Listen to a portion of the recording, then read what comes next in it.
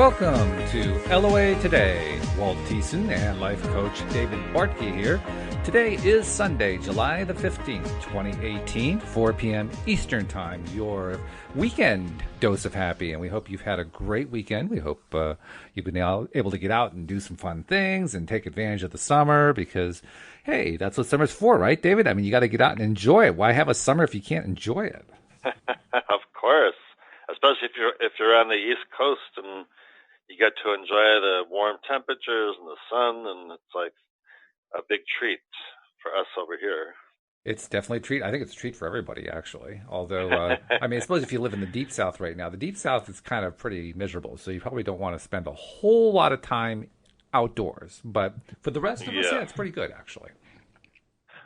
Yeah, it was really nice. I was out on my deck this week a few times, just enjoying the weather and watching the birds and the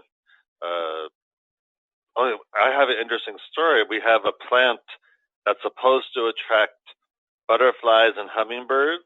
Oh. And I was sitting on the deck, and I was just sitting there, and a butterfly came to the plant and went on some of the flowers, and then a hummingbird came. Very so nice. I was like, oh, yeah. I guess it really does. It really does. That's fantastic. Because, sometimes you hear like, oh, a plant's supposed to attract this or do that. And, it kind of sounds good, but you're not really sure if it really does it. But it did. And I was like, wow. I don't know how the hummingbird knows that it's there, but it did. Well, being married to a gardening expert and who runs a gardening company, while I don't know much about gardening, I can tell you those kinds of what they call butterfly plants really do work. That's why they get installed. They do. I was very pleasantly surprised, like, wow. So that was kind of fun. This past Friday was my birthday. Happy birthday, David. I didn't realize that. Thank you. Yeah, that was a fun day. And I got some nice presents and a lot of happy birthday wishes from different people. And it was just a very nice day. Very good. That was really nice. And it's just a good week overall. What about with you? Oh, it's been a good week for the most part. I mean, there's always stuff that's challenging and difficult, and you have to kind of work through stuff. But overall, yeah, I'd say it was a pretty good week. I try not to focus too much on the negatives anyway. So you don't really when you're taking inventory at the end of the week, you don't really think about those parts too much. Yeah. But, overall, I'd say it was a good week, and I'm looking forward to this week being an even better week for a number of different reasons. Some of which I'm not going to say on the show, but. For a number of reasons, I'm really looking forward to it. And I finally did something this weekend that I started a couple weeks ago, and then I kind of let it slip by. And I said, I really want to get back to this. I'm doing a little journaling, and I started with my first journal entry about 2 weeks ago, and then I just, as usual, with journaling, I don't know what it is. I have this like mental block or something. So once I start doing a journal, like, nope, I'm done. I just can't keep doing it. Well, I'm determined to keep going on this one because I'm actually going to do an experiment that the gurus say you shouldn't do. What's that? Okay. Well, I mean, we know particularly from stories of people who have tried to utilize the law of attraction to their benefit, tried to attract things and failed to do so, that in some of those cases they tend to, they're people who set affirmations and intentions for themselves that they don't believe in. Like the classic example is, well, I want $1 million. Well, if you're making $25,000 a year, then the guru says, well, $1 million is probably too far to reach for. Why not reach for something a little bit closer to that and then work up in increments? Which makes total sense. Well, I'm not actually aiming for $1 million, but I am going to try using journaling to see if I can write stuff that on the surface I really have trouble believing because it's beyond my belief range. Not a lot beyond, just a little beyond it. But I'm going to try to take advantage of the fact that, as Abraham says, a belief is a thought that we think over and over again. So I'm going to try to keep reinforcing these things in myself over and over again, try to get as excited as I can every time, and see if I can start to believe it. Because I think that makes an interesting experiment, I think, Yes. I think that's great. Well, we'll all look forward to hearing what happens. I'll look forward to finding out what happens because I have no idea what's going to come out of this. I mean, it could It could be a complete bust. It could be hugely successful. It could be ho-hum. Who knows? There's no way to know at this point. Well, but that's great. It's great. So what do you want the end result to be? I think that's part of what I plan to journal about. I don't know yet. I'm planning to make it like a day-to-day thing, so that every single day I am taking steps with the journaling, so to speak, and kind of pushing the boundaries and seeing how far I can push them. I don't want to push them so far that it feels uncomfortable. I mean, because we know that that's the problem, right? If it feels uncomfortable, you're working against yourself. But I want to make it. I want to make it slightly uncomfortable to see if I can talk myself into believing it over time. And sometimes with time and practicing that thought, it does feel more believable if you give yourself the time. So that's true. Right. Yeah. That's leveraging what Abraham teaches. That a thought is a belief is a thought that you think over and over again. So I'm just going to try to think them over again and see if I can do it. See if I can stretch myself that way. Yes, that's great. That's interesting. You brought up the money thing because I was reading a quote from Abraham somewhere in the last few days, and they were saying that you know. If you want $1 million, you may not manifest it in a day or 2 or 3 or whatever, but it only takes a few minutes to get into the vibration of abundance.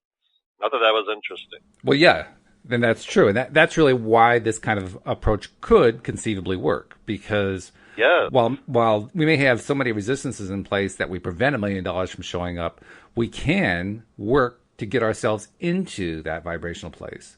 And if we can do that more and more often, then we're going to have less and less resistance. We're going to, find the various areas where we are resisting and take steps to remove the resistances. Because that's really what it is, right? It's the resistance that's keeping stuff away.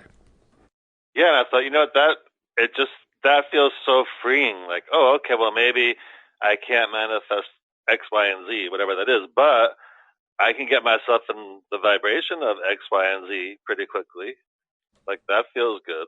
And the reason I feel like this is something that's worth trying is there was a time where I would not have really dared to try something like this because my tendency would be to keep score, to keep looking every day. How am I doing? Has the $1 million shown up? Has the big job shown up? Has this, has all this wonderful stuff showed up? And I still have that to a certain extent, but not nearly like I used to. I'm much more comfortable now than I was in terms of just not worrying about what's shown up today, just making it my goal to be as happy and as high vibration and good feeling as I can get to. And if I can do that every day, that's my victory. That's the score that I keep.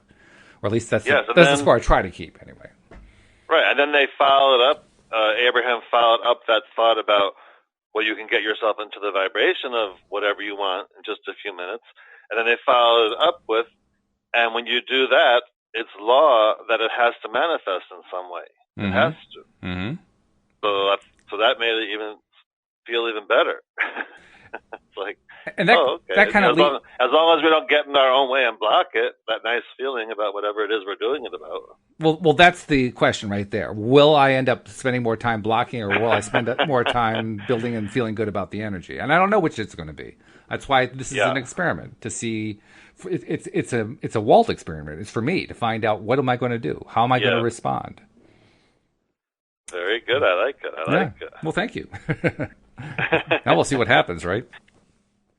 Yeah, but I think I'm glad they reminded us, because I don't know. Sometimes it's easy to forget. Like, oh, that's right. It's law. It's law of attraction. Yeah, law of attraction. Right. It's like, if I do this, it's like the law of gravity. If you drop a ball at any time of the day, it's going to fall. So if we keep ourselves in the vibration of what we want, it's law that it's going to manifest for us. And there's like a comfort in that, which I like. I think there is a comfort in there. I agree. Of course, also I find that the difficulty here is if people try to manifest one particular thing, often they can do it. It depends on how little or how much resistance they have to it. But they can manifest one particular thing. But when we look at this stuff in the context of our overall daily lives, that's where I think it gets a little bit dicey, shall I say? Because we have so many things going on. And we have so many things that we want, and they're all intertwined. They're all working. Sometimes they're working together. Sometimes they're not so much working together. Sometimes they're working at right angles to each other. I mean, it's like this mishmash of stuff. So right. Then sometimes we have to deal with what is, which kind of takes us away from thinking about what we want. Well, sure, we're constantly focused on what is. I mean, those of us who understand this stuff are practicing some parts of our day. Taking our mind off of what is and focusing on what we'd like it to be. That's kind of what this exercise is about. But nevertheless, even those of us who do that, we still are addicted to what is. I mean, it's not like we ever get to the point where we just stop paying any attention to what is. Because, hey, life is where what is, right? I mean, what is happens in the daily physical lives that we have. So, of course, we're going to focus on it, right? Yes. But we don't want to do it, though, where it's if what is isn't what we want, we don't want to do it to the point where we're well, that's why I say it's tricky because we have all this mishmash of stuff going on, and then it isn't that we can just say in blanket, this isn't what I want. It's actually usually one segment of that we don't want, and there's another segment that we do want. That's what I'm saying. This stuff is a lot trickier. Abraham simplifies it in order for us to understand it, and I think that's good. But I also recognize the reality of what actually happens. It isn't like I'm just focusing on one thing. It would be great if I did. I have found that. And in fact, Wendy and I were talking about that this past week, how on those occasions where there is nothing going on in our minds for that moment in time, and you can focus on just one thing, it's amazing what you can attract. And attract quickly, really quickly.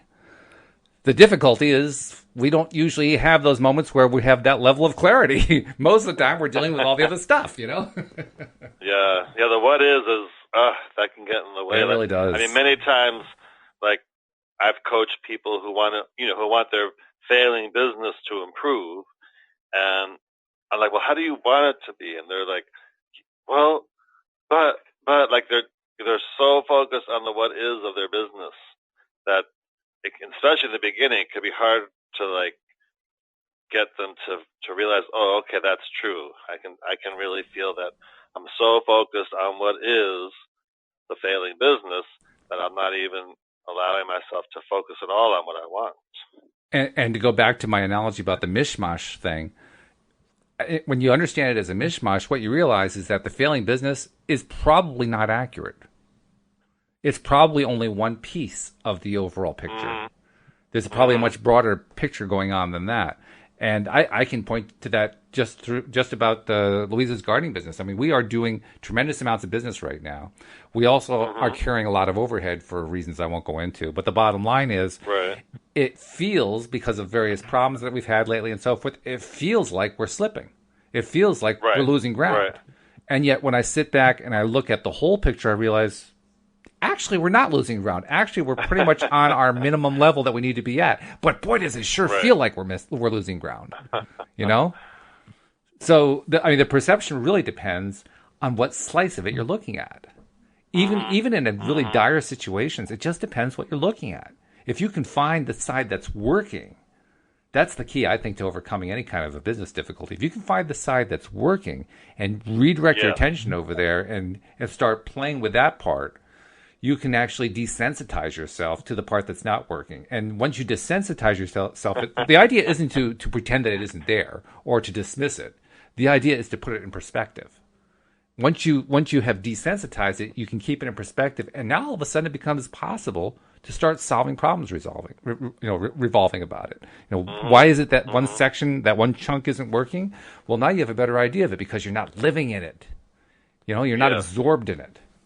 It's only when you're absorbed in it that you can't see the forest from the trees. Yeah. Even when I help people attract jobs, like sometimes I help people who are already in a job attract a better job. Then sometimes I coach people who are not, who are unemployed, who are trying to find a job and they haven't been able to. And even that's similar, where they're just spending so much time focusing on how hard it is and nothing is working out and all the dead ends they're facing, that they're not even touching anything about, how wonderful it would be if this happened or that happened, or the aspects of the job they want, because they're just so focused and nothing's happening. Actually, the topic of the book that we're talking about today does not directly relate to this because the particular topic is about relationships. But the first sentence, if you were to replace the word relationships with career or job, it'd be amazing how directly it addresses what you just said. Oh, interesting. Yeah. Oh, you mean the example? The example we're doing tonight? The example we're doing tonight. We're on example 15. My mate controls me and I feel smothered. From the astonishing power of emotions, let your feelings be your guide. And obviously it's about, relationship with a mate who's smothering you. You feel like you're not getting anywhere and they're hard to live with and so on and so forth.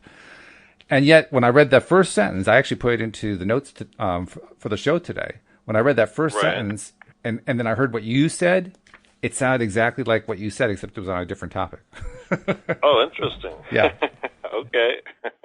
Well, do you want to get to it then, and sure. Find out what that is? Yeah, well, it's an example, and as with the other examples we've been reading, this is basically Abraham kind of taking common questions that they've gotten at the workshops and kind of distilling them down to a single question that's very like the others, and then answering the question so that we can address each of these kinds of topics that come up. So this one, again, it's example 15, my mate controls me and I feel smothered. And the way Abraham explains the example is quoting a single person at a workshop who said, I was so happy to find this person. We're so compatible in so many ways. And I know that we truly enhance the experience of each other. We do everything together and we're really good at working and living together. We like the same kinds of food and enjoy the same kinds of people, and we have very similar interests. In fact, if we were to fill out one of those compatibility surveys, I'm pretty sure that we would be found to be a perfect match for each other. But lately, I've begun to feel not free. My mate seems so involved in everything that I do that I can hardly consider going off and doing something without her. And I realized the other day that I'm weary of having to take her point of view into consideration with every decision that I am making. I just don't feel free. Now, I have a friend who's diligently looking for a mate, and I found myself thinking, you may be better off than you know without a mate. And that startled me, because I've always thought that it was so much better to have someone to share your life with. But maybe we aren't meant to share every moment, every thought, and every idea. I feel smothered. Well, I have to admit, that's not your everyday problem. It's an interesting one, but it's not your everyday problem. Yeah. So anyway, Abraham says, and here's the sentence that I was referring to. Oh, okay. No matter how intensely intertwined you find yourself with another person, your relationship is affected many times more by the thoughts that are moving around in your mind than by the other person who's moving around in your house or in your life experience. Now, take that same phrase and replace it with job and career. Right. Okay? Yeah, it fit. Yes. So if we say that, no matter how intensely entwined you find yourself with your job, your career is affected many times more by the thoughts that are moving around in your mind than by the other people at your job who are moving around in the office where you work. It's the same phrase. It's just a different topic. Yep. Yep, that's true. That's true. So I think a lot of these examples in this book you could replace with other things that you could learn from based on this, based on the topic they're talking about. Oh, yeah. Well, we know that because Abraham has already said on numerous occasions, we're here to answer every question that you ask. All we want you to know is that the answer is always the same. Doesn't matter what the question is. But it's still good to hear the examples. It really is. So it continues saying, that is why it is so interesting to us to see people working so hard at controlling one another while working very little on controlling their own thoughts and perceptions, especially since they have no real control over another, and they do have complete control of their own thoughts and perceptions. And I got to stop and interrupt that for a second. Yeah. That last bit, they do have complete control over their own thoughts and perceptions. Yes. This past weekend, as I was thinking about the journaling thing and putting it off, I might add, it wasn't until late today I finally got to it. But I was putting it off, and I realized I'd been putting it off for some time. And if you were to ask me what reason there was for putting it off, I would have had a hard time giving you one, but ultimately it would have come out something like this. Every time I tried to gain control over myself to go do the journaling I had in mind, I find myself defeating myself by thinking about all the different ways it's not going to work. Oh, wow. Mm-hmm. Right? Mm-hmm. So when they say we do have complete control of our own thoughts and perceptions, my reaction when I'm in that space is, no, I don't. Here I am trying so hard to get into the journaling mode, but I can't bring myself to do it because I keep defeating myself. And that's the way it feels. It feels like I can't get there. Now, even as I say it, and I knew this, of course, before I even said it, but even as I say it, I can hear the lie in it. Because because I just described how I focused on not believing that journaling was going to work and that I'd be wasting my time. So I was doing the thinking. But in the midst of that, we don't think of it that way. It's not like I was doing that thinking. It's that, no, I'm trying to get myself to think that journaling is worthwhile. I'm not trying to think about the other, but nevertheless, I was thinking about the other. So I really did have control. I was just abdicating control. And that's a strange thing. It's really very common, but it's very strange because when you're in that place, it doesn't feel like you have any control. Mm-hmm. But we really do. You really do have the control. You just don't feel like you do. Isn't that weird? So what made you realize that and finally start the journaling then? I knew from an abstract perspective that it wasn't true. I had been pretty much unsuccessful in trying to emotionally move myself there. So at one point this afternoon, I did have a couple things to do for Louise's business, some bookkeeping, and I got that done. And I kind of resolved for myself that once I got that done, I would do some journaling. And when I got it done, I didn't even think about it. I just said, okay, it's time to do the journaling. I didn't do anything to get myself in alignment. I didn't do anything except just pull it out and start. Good. Because that way, at least I was starting. And then this is the really important part. Once I started, as soon as I started writing stuff down, well, first I reread what I had previously written, and that helped a bit because I had written some really cool stuff there. But then as I started writing the new stuff for today, and as I noticed even the slightest amount of feel good in it, then I really focused on that feel good. I amplified it. I tried to play it up. I tried to make it bigger than it was, really. I tried to make it more expansive than it was, more exciting, more thrilling, more feel good, more higher vibration, whatever you want to call it. Yeah. And that I think is what made the difference for me, because if I tried to do it like the segment intending way, where I intend the segment first and get myself into the high vibration place and then go do it, in this case that wouldn't have worked because I had that negative block in place. The negative block means that's not the right time to do segment intending. The negative block means you have to do something to overcome the negative block. And trying to move myself emotionally wasn't cutting it. So I took action. And then while I was taking the action, then I started pushing myself to feel good during the action. That's great. Yeah. And it worked. It worked. That's right. I actually wrote my journal entry. Yay. Now we'll see what happens when I try tomorrow. Well, then you'll remember. Just do it. Well, I hope so. I'll let you know next week. Anyway. Well, I can tell you because I'm a writer. I've written books, and I'm writing books. I've written songs and writing songs. And like with law of attraction, we always said like thoughts attract like thoughts, and like energy does too. Even if you don't know what you're going to write about, if you just start, it comes. Well, that's true. It really does. Yeah. It comes. Because you're putting yourself in that you want it to happen, and then you start thinking about what you're going to write, and then more thoughts come in, and more thoughts come in, and before you know it, you're starting. So it really does work. It reminds me of a line from a movie from a number of years back called Finding Forrester, starring Sean Connery and Rob Brown, in which what was that about? Sean Connery was what's the word? Somebody who hides away. Reclusive. He's a reclusive author who wrote one really famous novel. It was the best novel of the 20th century, according to the storyline. And then after he wrote it, he became a recluse in Harlem and disappeared from public life entirely. Until he was discovered by accident by one of the neighborhood kids, who was also a basketball star, in his local school who has a desire to be a writer. And on a dare from one of his friends, breaks into this guy's apartment. He has no idea who the guy is. He just breaks into his apartment because this guy has like this reputation in the neighborhood of being this ghost-like character. So they dare him break into the apartment and take something just on a dare.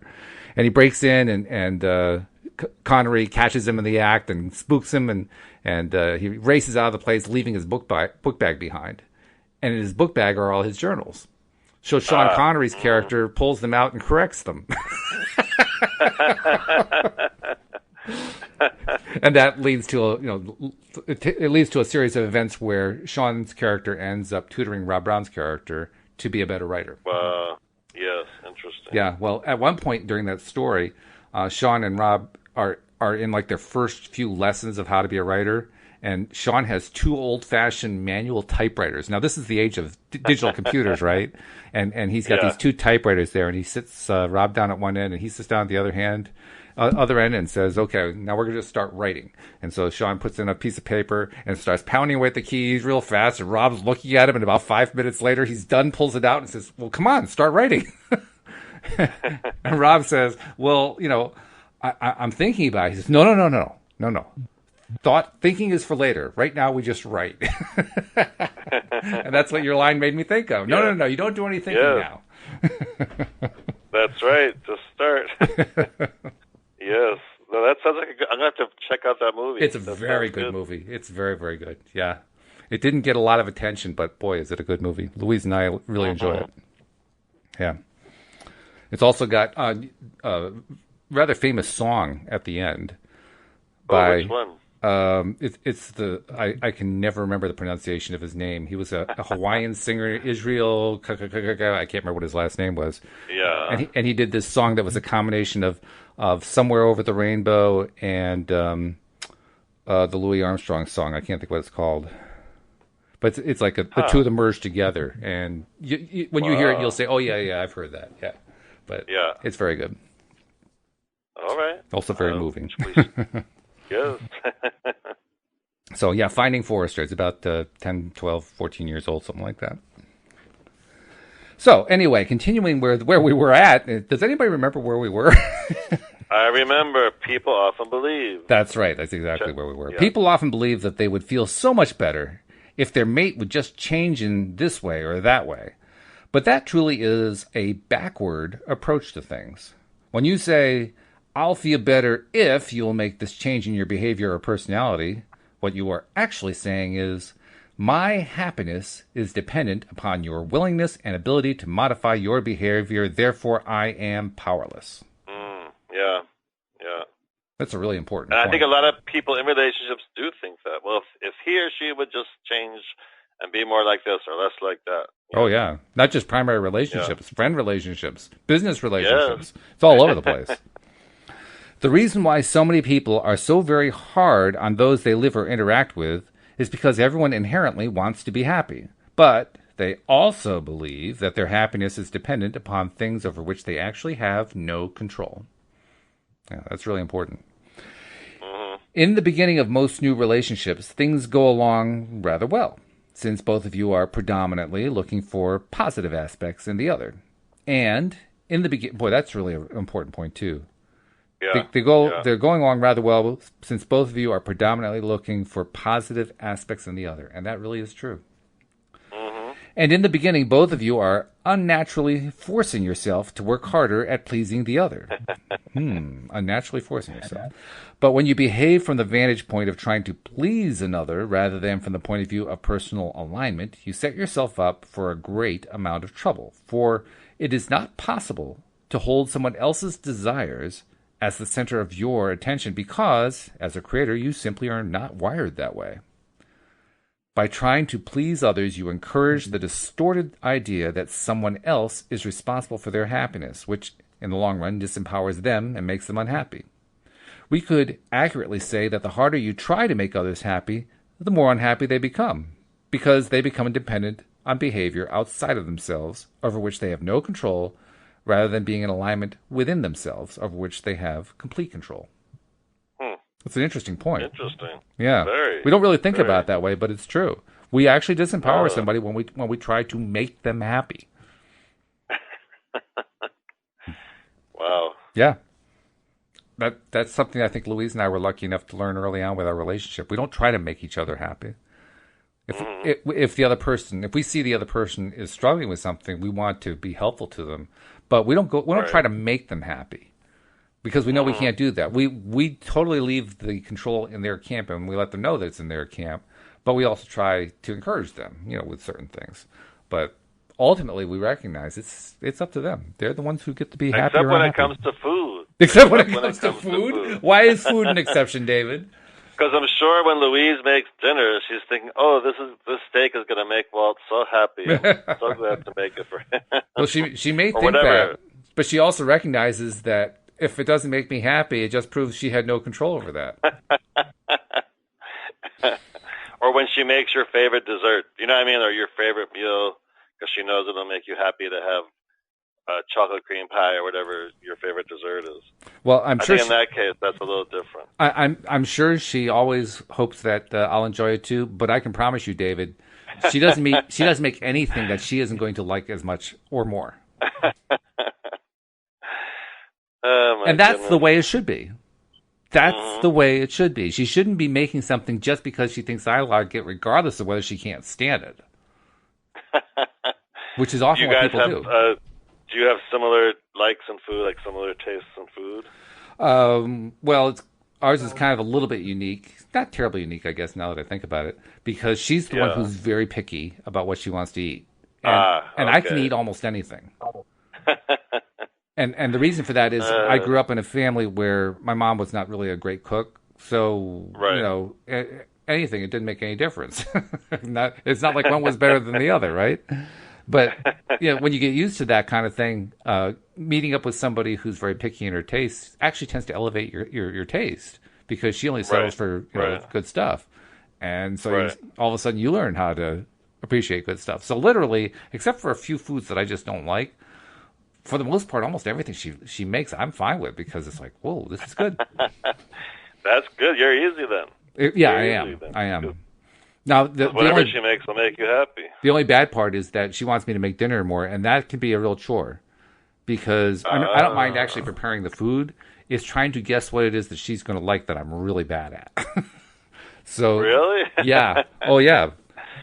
Because even though there are certain foods I know she likes, I am I have a very poor prediction rate when it comes to deciding on any given night what it is she's likely to want to have. So, so I don't try. I just don't try. And our understanding is she'll come up with what it is that she wants. If she needs me to make dinner, I'll make the dinner for her. But she comes up with what she wants. And then I just go along with it because I like it. Oh, that's good. All right. So when you cook for her, that makes her happy because you're making something she wants. Oh, yeah. Well, cooking for her or just going out to dinner, anything where she's not making the food, that definitely helps her. Yeah, that's true, right? Going out. Absolutely. Definitely. Oh, yeah. Definitely. All right, let's go back to the topic at hand. That's all right. So back to the discussion. It says, so by holding your mate as your object of attention, telling yourself how much you love her and how important it is to you that she is happy, and then by trying to control her happiness through your actions, it's no wonder that you feel smothered. Because attempting this impossible task requires an enormous amount of your time and attention. That's true.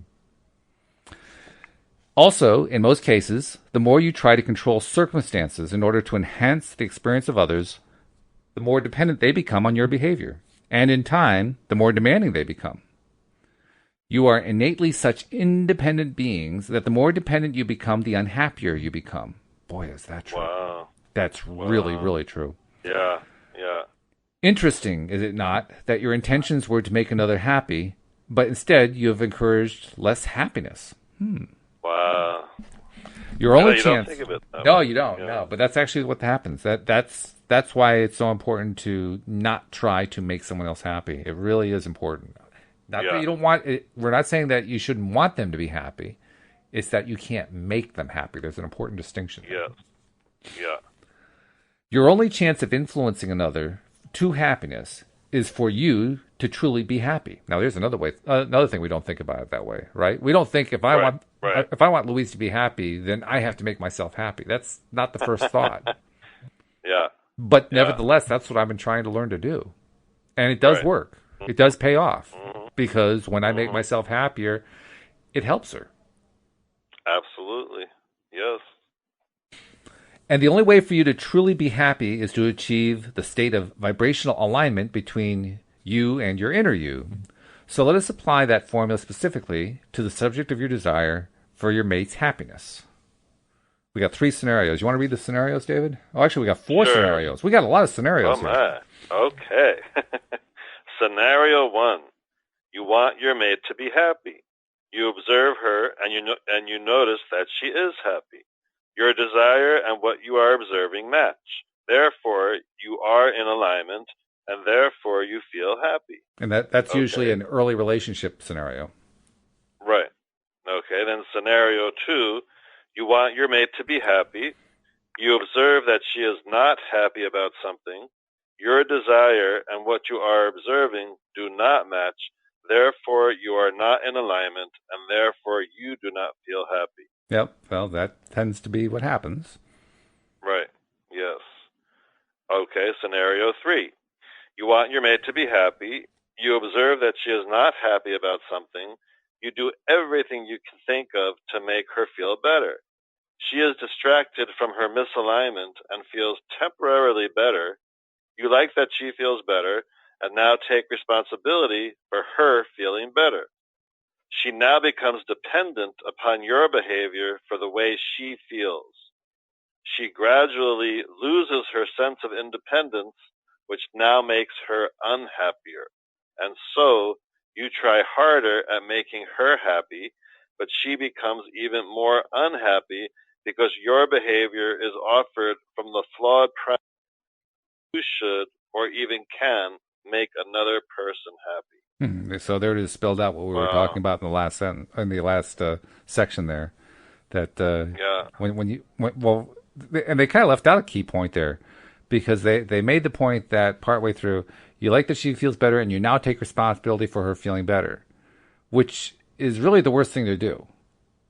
But yes, that's what they're suggesting here, and the reason it's the worst thing to do is because of the very complaint that the person who raised this raised.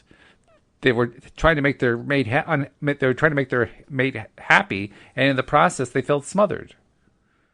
Yes. So not only is your mate becoming unhappy because she's becoming dependent on you to provide the happiness, but you feel smothered.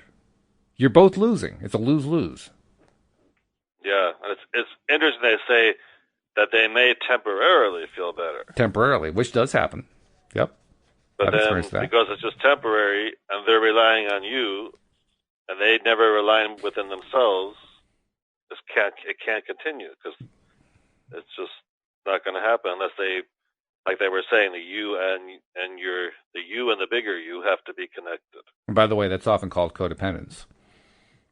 Yes. Codependence is where somebody else's happiness is dependent upon your behavior, or your behavior, or their behavior is how your happiness is driven, one or the other. Yes. Yep. All right, scenario 4. You want your mate to be happy. You observe that she is not happy about something. You use your power of your mind to ignore how she is feeling right now, and you fixate on something that allows you to continue to be happy. She thinks you should be paying more attention to her, and that you should be trying harder to make her happy. Your happiness is your dominant desire, so you selfishly ignore her unhappy state and remain happy. In your success at remaining happy, because you have practiced it a great deal, you remain in alignment with your broader perspective. Because you are in alignment with your greater resources, your timing is good, your clarity is good, your vitality is good, and you feel wonderful. Because you are in alignment with your greater resources, you are emitting a strong vibrational signal of well-being. And because your mate wants to feel good, and the vibration that you are emitting is all about that, she is influenced vibrationally to her own alignment. In other words, because of your selfish desire to remain connected to your own resources of well-being, you were able to uplift your mate to what she wanted as well. But this is the most important part of all. no matter how much alignment you have achieved, and no matter how strong your vibrational signal of well-being is, it is the work of your mate to bring herself into alignment with that signal. You cannot do that for another person. Yeah, this is a really important discussion here. It's not just one point, it's a series of points. And it all adds up to one thing. You can influence another person. That's what they said earlier. She's influenced vibrationally to her own alignment. But you cannot make them change. You cannot do it for them. You cannot force the issue for them. They're the only ones who can ultimately do it. You can influence, but you can't make it happen for them. Yes. And I like that it's our job just to keep ourselves feeling as best as we can. Yep. And then by doing that, that will hopefully influence the people around you to go there as well. Because that's our best chance. I mean, yes. As much as we may recognize that we cannot control the happiness level of another, doesn't mean we want to stop helping. It's just that we have to recognize what the limits of our ability to help are. The limit is we can influence, but we can't do it for them.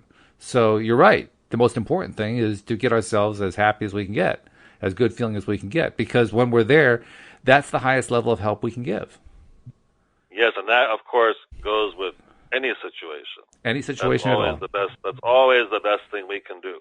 Relationships, health, career, money, whatever it is, doesn't make any difference. Yes. All right, so continuing on, it continues. So what it really comes down to is that you have to love others enough to encourage their alignment, which is the only thing that can make them happy. So, of course, be as loving and nice to the people around you as you can be, but not because you are attempting to fill some void for them through your behavior. Be loving and nice because you are in alignment with who you really are. And here is the most important factor to remember. It is very simple to want to feel good and to practice the directing of your thoughts until you do. It is extremely complicated to try to affect the behavior or emotional state or alignment of another.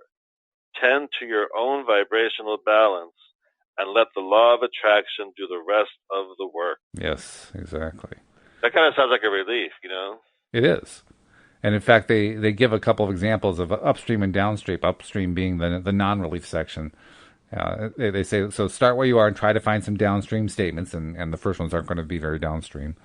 I feel smothered. I'm tired of having to consider what my wife wants regarding everything I do. I wish she'd get involved in something that would take her attention away from me. So that's where you are. Now, rather than looking for relief by getting your partner to change in some way, try to find relief through your own thoughts. Something like, regardless of what my partner wants or thinks, I can think my own thoughts. I do not have to consider her response to my every thought. A big part of what I feel is because of what goes on in my own mind, and I am free to think my own thoughts. Well, that feels a lot better. That's better, yeah. And we could even go for better than that. My mate isn't really trying to control me. Our way of living together has just evolved. It isn't that I actually disagree with her about much of anything. We're very compatible in many ways. She's never tried to dominate or control my thinking. My feeling of being smothered is more about my jumbled mind than anything else. I can sort out my thoughts if I try, and I'm in control of my own thoughts. And there are endless subjects that I can focus on because I am free to pursue any interest I decide on. Yes, and I like that there are endless subjects that I can focus on. How true is that? That is very true. It's hard to remember at times, but boy, is it true. Yeah, I was going to say, if we could only always remember that. Exactly, yeah. Now, once you get pointed downstream, it is rather easy to continue to find the better feeling thoughts, such as, I don't have to sort out everything at once. Our relationship is predominantly very positive. I'm experiencing no actual confinement. Not true. That smothered feeling is lifting completely. And if it ever returns, I know why, and I know what to do about it. Mm-hmm. That's really the whole thing right there. Knowing what it takes to get where you want to be, from point A to point B. And point A to point B is how you attract things that you want into your life. It's how you attract better experiences and so forth. And it's also how you basically just get into a better place. Mm-hmm. A better feeling place. A place that just... It's more relaxing, and it's more fun, and it's where all the good stuff happens. It's where all the good stuff attracts into our life, even when we aren't intending it. That's the best part. You know? Yes. When the stuff shows up that you don't expect, that's the cool part. At least I think so. Yes, and now that was the end of that particular chapter, but it is key. The last sentence: if it ever returns, I know why and what to do about it. And that's the key: is that to take the action in those moments. We'll take a very specific kind of action. I mean, one thing Abraham points out is that action in and of itself without alignment isn't going to help. It has to be aligned. So that's what I mean. Take the action towards realignment. Toward the realignment, right. That's the key in those moments. Exactly. Yes. That's it. Which isn't always easy to do. I mean, that's what my story earlier was about. Right. Or to remember to. Or to remember to. Yeah. Remembering is a big part. That's one way that I know that I've made progress, because now I remember to. There was a time when I couldn't even remember to. You're laughing, but it's true. No, because I know, because I've been there too, where you just stay stuck in the whatever misery or whatever, and then the mire in the muck. Now that we realize, like, oh, I don't have to stay there. I can choose. Like they said, there's an endless amount of thoughts you could focus on. There are indeed, and it's always a choice. Always a choice what we're focusing on. Now, I'm wondering, we've got about 14 minutes left. Do we try to get into the next example? Maybe we can finish it. Yeah, I think so. I think we should. This one's kind of the flip side of the previous example. The previous example is you're in a good relationship, but you're feeling smothered because of your own thought process. But what if the relationship is ending? That's what this next example is about. Example 16 is about, I am getting divorced and I feel lost. I suppose that's a fairly common reaction in feeling divorced, isn't it? That would go together. Yeah, I mean, I've never been divorced, so I've never been through it directly, but it makes sense. So anyway, let's read the example. It says, I've been married for 10 years, and last month my husband told me that he wanted a divorce. He said that he'd been thinking about it for a long time and didn't see any point in delaying it. Now, I know our relationship was far from perfect, but I had no idea that he was so unhappy that he would want to leave. He moved out into his own place that same week. I tried to talk him out of it, but he'd already come to such a strong resolve before he told me about his decision that I can tell he's not going to come back. I'm trying to get on with my own life, but so many aspects of my life were tied to him. I'm not comfortable seeing mutual friends. I can't stand to go to my favorite restaurants, and even television programs that we enjoy together bring me pain. I feel lost in my own life. Well, actually, any of us can identify with that now that I think about it. Because what they're really... Go ahead. Well, because what she's really describing there is what it feels like when you have a relationship breakup, regardless of whether you're married. You know, if somebody breaks your heart, as the old saying goes, that's the way it feels. Yeah. What she's describing there. Yeah. Well, I'm thinking he's found someone new. That's what this sounds like. Well, that's also possible. Yeah. Like if he's already moved out, sounds like he's shacking up with someone else already. But whatever. I don't think it's actually part of the example. I don't think that's part of the story. No, but that could certainly be a part of it. That's very true. So my mind was like, oh, I wonder why he left. You're such a suspicious person there, David. Shacking up with somebody. All right. So anyway, here's what Abraham says. Abraham says, we're going to begin by saying something that most people in your situation are not ready to hear and do not want to hear. That's kind of un-Abrahamic. They usually try to say something you're ready to hear. Yeah. But if you can hear this, it will provide a speedy avenue out of your intense pain. That sounds good. Your grief is the result of vibrational contradiction within you, and you can fix that. And they're right. That is something that early on is hard to hear that. Having read enough Abraham, now I understand it more, and now I can accept it a lot more. But early on, that's a tough one to hear. But it's true. Usually grieving people say, well, of course I'm grieving. Look at what has happened to me. And certainly we understand the correlation between your husband's leaving and your grief. But there is something much bigger going on here than your response to his action right now, even though he is a significant person in your life. All of your life, and even before your birth, you have been in the process of creating a vibrational escrow regarding your significant relationship. And that vibrational creation is detailed, powerful, and real. And so as you focus today on the action of your husband, or the lack of this relationship, you are pointed upstream against an extremely powerful downstream current. In other words, your grief is not only about the departure of this one person, but it arises because you are cross-current of a powerful creation, intentional and vibrational reality. When a current flows this powerfully and you get crossways of it, your negative emotion is very strong. This intense grief you are feeling is not because this person has left you. This pain is an indication that you and your current thoughts are defying your own very powerful relationship creation that is alive and well and waiting for you in your vibrational escrow. Boy, that's a hard one. Yeah. When you're in the middle of that, that's a hard one. It's true, but yeah, that's actually harder than what they thought was going to be hard. Yeah. But continuing, it says, we want to shout to anyone who is suffering over the loss of a relationship.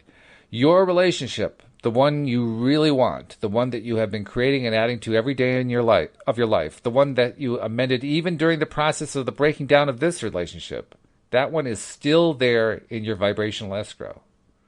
But this pain you are feeling now means that in this moment, you are not moving toward it, but away from it. In other words, your pain is not so much about this person leaving your relationship as it is that your attention to his action has focused in opposition to the dream of a relationship that you have been in the process of creating for a very long time. Wow. We don't think about it that way, but that really is true. Yeah. Because when it's taking you away from thinking about what you want. Much. Yeah, we're spending all our time focusing on the part that we don't want, that we don't like, that we don't feel good about. And when we're doing that, we're not able at that moment to think about what it is we want. Yeah. So what do you do? Wow. Well, continue on and we'll find out. Okay. Let's see. When you come into full conscious awareness of how all things are created, and you understand your vibrational escrow and your emotional guidance system, which indicates the direction of your current thought, you will never again be held hostage by the behavior of any other. Now, why do you think that's true? Because, and I also think too, different things can take longer. Like you could know all this, and maybe you need, for lack of a better word of time, maybe you need a week to go through feeling, unconnected to source and such. And then, but if you know about this, then you can say, okay, look, I've got to get myself back into alignment. I've got to get myself back into what I want to focus on. So I think sometimes you still need the time in the beginning, but then at some point you want to get yourself back into alignment with yourself. Yeah. Does that make sense? Yeah, I think so. And since getting into alignment really means feeling better, feeling good, feeling happy. Yes. Since that's really what the goal is here, and since that's what we know is going to help us get to that better place where things are working the way we want them to, and where we're attracting the relationship we really want to have, and not the one with the person who just divorced us.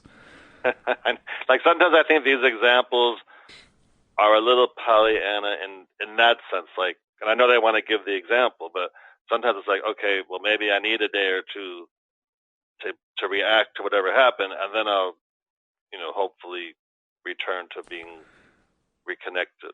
Yeah, well, you do need the time. You need a little. You basically had a shock. Sometimes you need the time. Yeah, sometimes you need the time. You had a shock to your system, and you're trying to overcome that shock.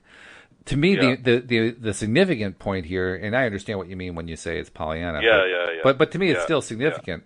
Is remembering what it is that we're trying to get to. Absolutely. Because when we're in the middle of that, you don't remember. I mean, you just don't remember what you're trying to get to. All you know is that you feel miserable. Yeah. And the idea even of trying to get to happiness when you're feeling miserable seems preposterous. You just can't get there.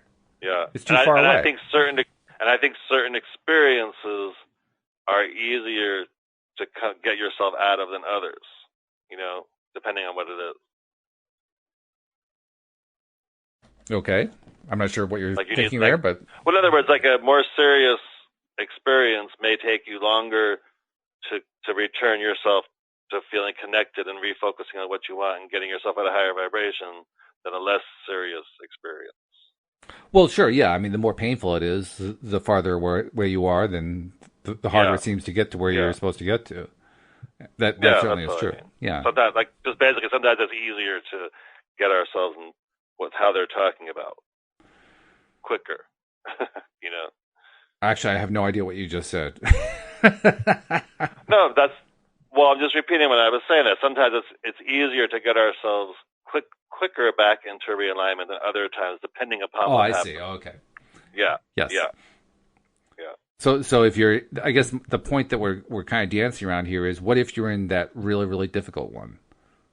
Yes. What if you're dealing with that really, really painful one? I mean, you're suggesting part of it is just take a couple days to give yourself time to take a breath and I think sometimes it might take that to say all this that we're talking about.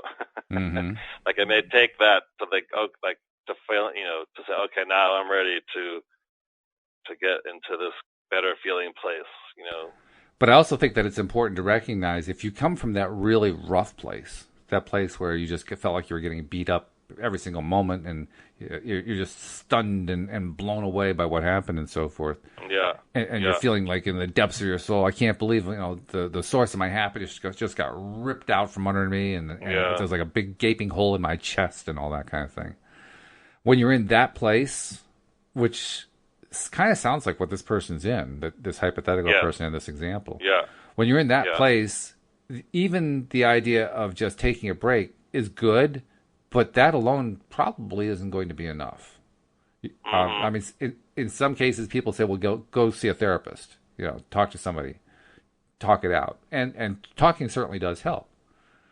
I think there's also another point here, though, and that is to recognize that it's not your goal to get to the happy, high vibrational place right away. Rather, it's your goal to get there incrementally. Go for the highest level you can go for. Yeah. Go for gradual. Go for the next highest level thing you can reach. Because the better thought you can think of in the beginning isn't going to be as high vibration as the 20 thoughts away. 20 improved thoughts. But that's okay because it's a starting point. Exactly. The point is that you're thinking of what is one that you can reach. You're thinking of something that is happier that you can reach. Yes, like when they give those examples of the downstream, like the first downstream thoughts aren't that great, and then the next round is a little bit better, and then the next round is a little bit better than that. So it's just incrementally. It's incrementalism, yeah. Yeah. And I could tell we're not going to make it through the chapter because this chapter has another 5 or 6 pages, and we've got about 2.5 minutes left. So that's not going to happen then.